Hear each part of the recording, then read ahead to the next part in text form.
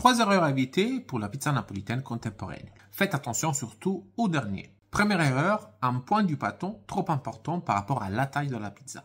Dans ce cas, en fait, la pâte en plus va impacter pas seulement la cuisson, mais aussi la texture de la pâte après cuisson. Une pâte plus dense dans les bords, en fait, va nous donner une pâte qui est pas seulement plus lourde, mais aussi moins légère en bouche. Évitez aussi d'augmenter le poids du pâton si vous n'arrivez pas à étaler suffisamment votre pâte. Dans ce cas, en fait, le problème est un manque d'extensibilité, comme on va discuter dans le dernier point. Deuxième erreur, cuisson trop rapide.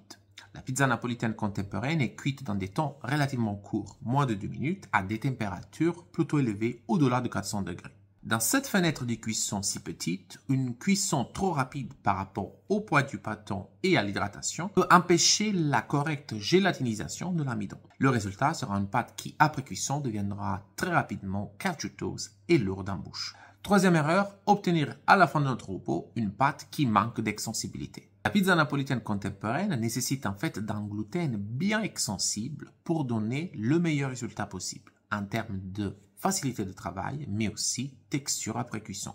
Mais cette manque d'extensibilité vous donnera aussi une pâte moins légère et plus dense dans les bords. Donc, travaillez correctement dans le protocole et dans le choix de votre farine pour obtenir une pâte extensible dans votre pizza napolitaine.